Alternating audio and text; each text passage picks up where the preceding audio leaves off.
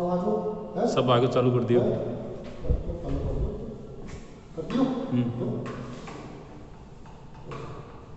आज के सेशन में हम फर्स्ट ईयर सेकंड सेमेस्टर का पशुपालन प्रसार के चैप्टर पे आगे ग्रुप मीटिंग एवं ग्रुप डिस्कशन के ऊपर अपने चर्चाएं करेंगे। इसमें ग्रुप मीटिंग और ग्रुप डिस्कशन में सबसे पहले अपने परिभाषा, मीटिंग के प्रकार में प्रबंधन, परियोजनाओं की बैठक पर चर्चा करेंगे, प्रशिक्षण गोष्ठी पर चर्चा करेंगे, विशेष बैठक गोष्ठी का इस पर चर्चा करेंगे और सामुदायिक बैठक इसके ऊपर भी अपनी चर्चाएं करेंगे। इसके अलावा अन्य प्रकार की बैठकों का वर्गीकरण उस पर चर्चाएं करेंगे। क्रियान्वित रूपरेखा तैयार करना, फिर बैठकों के प्रकार कितने प्रकार की बैठक होते हैं, साधारण बैठक, व्याख्यान, समूह चर्चा, वार्ता, विचार गोष्ठी, पैनल, विचार मंच, समूह कार्यशाला, सम्मेलन। इसके अलावा अब इसी के क्रम में आगे अपने जो होता है रैली का या समूह का आयोजन करना है। जुलूस रैली के आयोजन में सावधानियां क्या क्या होनी चाहिए, इस पर चर्चा करेंगे। फिर समूह बैठक है, समूह विचार गोष्ठी है, इस पर भी विचार किया जाएगा, चर्चा करेंगे। समूह बैठक में ग्रुप डिस्कशन के उद्देश्य है, डिस्कशन के लिए योजनाओं बनाना, ग्रुप डिस्कशन प्रतिवादन एवं इसका फॉलो करना, इन विषय पर चर्चा करेंगे। तो आज का ये शुरू करते हैं। तो ये इसका परिभाषा क्या होती है? एक समूह को शिक्षा देने का प्रचार प्रसार का सबसे अच्छा पुराना तरीका एवं साधन है। ये मीटिंग के प्रकार इसमें होता है। पहला प्रकार प्रबंधन में क्या होता है? इसमें किसी भी संस्था के प्रबंधन निदेशकों को प्रबंधन बैठक को प्रबंधन सभा कहते हैं। दूसरा, योजनाओं की बैठक, इसमें किसी भी योजना या कार्यशाला को लागू करने से पहले उसमें सभी पहलुओं पर विचार किया जाता है। यही नहीं, समय समय पर उसी योजनाओं कार्यक्रम की प्रगति, अन्य प्रकार की कठिनाइयां आदि के बारे में बैठक बुलाकर विचार विमर्श किया जाता है। आगे है प्रशिक्षण गोष्ठी में क्या होता है? इसके अंतर्गत तकनीकी विशेषज्ञों, कार्यकर्ताओं, प्रसार कार्यकर्ताओं, ग्राम स्तर के कार्यकर्ताओं को सुचारू रूप से क्रियान्वित करने हेतु सभी वर्गों के लिए एक प्रशिक्षण का आयोजन किया जाता है। इस प्रशिक्षण बैठक में योजना कार्यक्रम की क्रियान्विति के सभी पहलुओं का प्रशिक्षण किया जाता है। इसके बाद अगला पॉइंट है विशेष बैठक की गोष्ठी। विशेष बैठक की गोष्ठी क्या है? यह बैठक एक किसी भी विशेष उद्देश्य के लिए विशिष्ट व्यक्तियों के साथ की जाती है। इसमें एजेंडा पहले से ही सभी समाजों को भेज दिया जाता है। ये होता है। इसके आगे साधारण बैठक में यह किसी समुदाय की साधारण कठिनाइयों के निराकरण के लिए की जाती है। इसमें किस पर अपने को सावधानियां रखनी चाहिए, इस पर अपने चर्चा करेंगे। पहला है, अगला पॉइंट है अन्य प्रकार की बैठकों का वर्गीकरण। अन्य प्रकार की बैठकों का वर्गीकरण क्या क्या होता है? जैसे साधारण बैठक, व्याख्यान, समूह चर्चा, वाद विवाद प्रतियोगिता, विचार गोष्ठी, परिसंवाद, मंच या जनसभा, सत्र, कार्यशाला, सम्मेलन, ये इतने प्रकार के बैठकों का वर्गीकरण होता है। फिर बैठकों का क्रियान्वित हेतु रूपरेखा, समूह बैठक करते हैं या चर्चा करते हैं, इनके के क्रियाविधि को रूपरेखा तैयार की जाती है।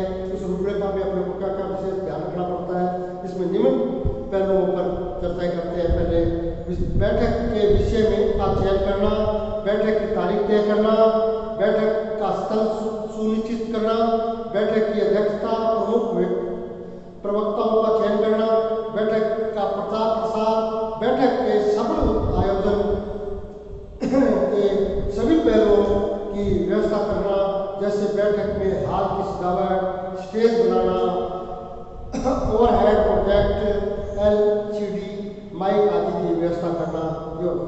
बैठक में असंबंधित व्यक्तियों को बैठक में नहीं बैठने की भी व्यवस्था आदि होती है। अब साधारण बैठक करते हैं तो उसमें क्या क्या, साधारण बैठक में इस प्रकार की बैठक उस योजना से जुड़े हुए एवं रुचि रखने वाले सभी वर्ग विशेष के लिए होती है। लेकिन इस प्रकार की बैठक करते समय निम्न बातों का ध्यान रखें। बैठक के लिए ऐसा स्थान चयन करें जो सभी संभावियों के बीच का क्षेत्र होना चाहिए, जहाँ सभी आने जाने के साधन हो, भौतिक सुविधाएं हो, विद्युत, पानी की, छाया की व्यवस्था हो। ये सावधानी पहले रखनी चाहिए। दूसरा है बैठक के दिन सब बैठक दिन में रखें। यदि गर्मी का मौसम हो तो सुबह शाम रखने का प्रयास करें। बैठक का समय सुचारू शुरू हो, समय पर शुरू हो, समय पर समाप्त होना चाहिए।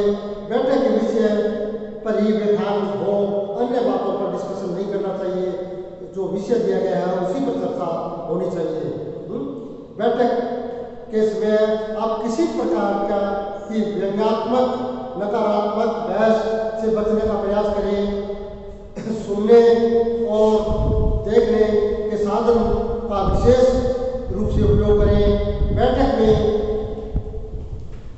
भाग लेने वाले सभी व्यक्तियों के सुझाव आदि का लिखित में नोट करते रहें। बैठक में हमेशा स्थानीय कार्यकर्ताओं, नेताओं को जरूर बुलावें, उन्हें सम्मान भी दें। बैठक के बाद उनकी न्यूज़ समाचार पत्रों में भी देते हैं। यदि सुविधा हो तो वीडियोग्राफी भी करें। बैठक में योजना संबंधित पम्पलेट, बॉर्डर आदि हो तो उनका वितरण भी करें। आगे होता है लेक्चर। लेक्चर में यह एक कम समय में ज़्यादा व्यक्तियों को जानकारी देने का बहुत ही अच्छा साधन है। व्याख्यान देते समय ब्लैक बोर्ड, प्रसार की सामग्री, दृश्य श्रवण साधनों का उपयोग भी करें। समूह चर्चा, ग्रुप डिस्कशन, इसमें क्या होता है, यह एक साधन है जिसमें दो से अधिक व्यक्तियों को बैठक में भाग लेते हैं। अपने अपने अनुभव, ज्ञान को चर्चा समूह को बतलाते हैं। बैठक व चर्चा के दौरान सभी को उत्साहित करें ताकि सभी समूह में खुलकर भाग ले सकें। इसके माध्यम से चर्चा में भाग लेने वाले व्यक्तियों को अपने विचार, योजनाएं, क्रियाविधि, तरीका आदि के बारे में विचार व्यक्त करना चाहिए। दूसरा डिबेट प्रतियोगिता आगे का है। डिबेट प्रतियोगिता ये भी होनी चाहिए। इसमें क्या होता है, इसमें दो प्रकार की टीमों का चयन किया जाता है। एक योजना के पक्ष में, दूसरा उसमें विपक्ष में बोलता है। इसमें बोलने के लिए सभी को उत्साहित करें, लेकिन उनके बोलने की समय सीमा निश्चित कर दें, वो होनी चाहिए। अब विचार गोष्ठी, यह एक अगला पॉइंट है। विचार गोष्ठी यह व्याख्यान की श्रृंखला होती है। इसमें विषय एक होता है, व्याख्यान देने वाले 2 से 5 व्यक्ति होते हैं। सभी विषय योजनाओं के अलग अलग स्तरों पर अपना व्याख्यान देते हैं। प्रश्न और जवाब, क्वेश्चन और उत्तर, यह भी होता है। इसमें अध्यक्ष द्वारा प्राप्त प्रश्नों की एक सूची पेश की जाती है। मंचासीन सदस्यों से उनके उत्तर लिए जाते हैं। सदस्यों को बोलने का, भाषण देने का मौका दिया जाता है। और अगला पॉइंट है विचार मत फोरम। यह पैनल विचार गोष्ठी, व्याख्यान आदि के बाद में चर्चा करने का समय है, जिसमें सभी विषयों से संबंधित सभी प्रश्न, कठिनाइयाँ, संदेश आदि को एक योजना के साथ बैठकर विचार मत कर हल निकाला जाता है। जिसमें पहला है विचार समूह है।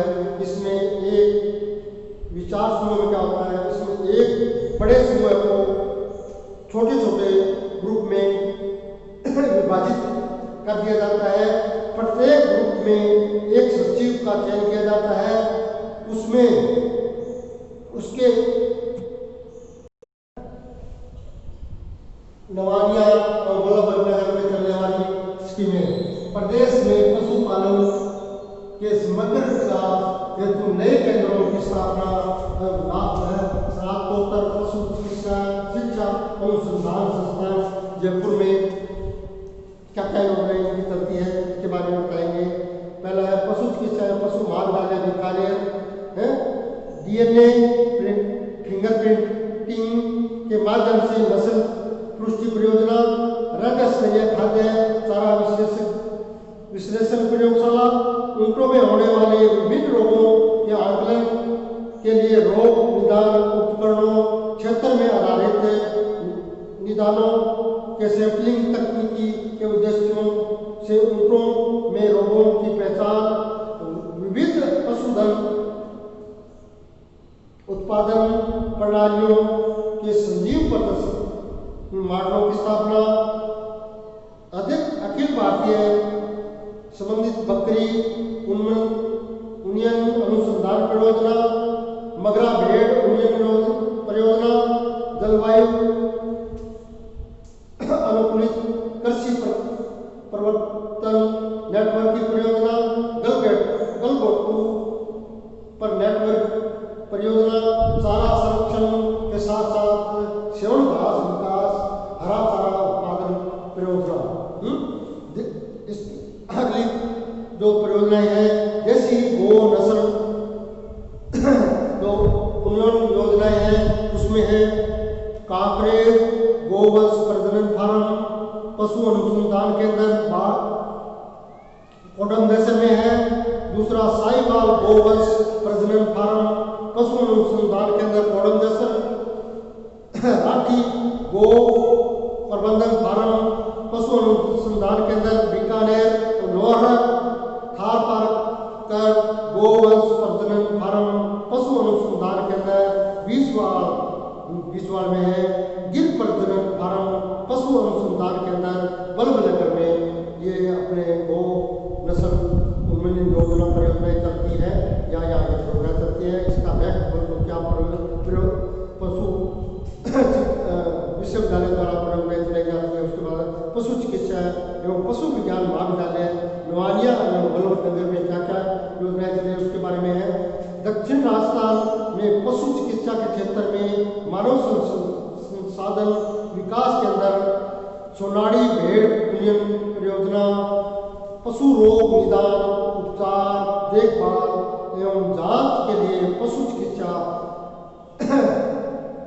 दैनिक के अंदर, पशु पालन में उन्नत प्रशिक्षण के अंदर, सिरोही नस्ल की बकरियों में अनुसंधानिक सुधार परियोजना, मेगा भेड़ वंश परियोजना, सोनाड़ी भैंस नेटवर्किंग परियोजना। इसका अगला पॉइंट है प्रदेश में पशुपालन के समग्र विकास हेतु नए केंद्रों की स्थापना। ये कौन कौन से केंद्र हैं बताते हैं। वेटरी प्रैक्टिस अल्टरनेटर मेडिसिन केंद्र, पशुधन चारा संसाधन प्रबंधन तकनीकी केंद्र। 10 जिलों में वेटरी विश्वविद्यालय प्रशिक्षण अनुसंधान केंद्र 10 जिलों में खोले गए हैं। जयपुर में स्नातकोत्तर पशु चिकित्सा शिक्षा एवं अनुसंधान संस्थान, पशुपालन में अभियांत्रिक प्रौद्योगिकी केंद्र, पशु जैव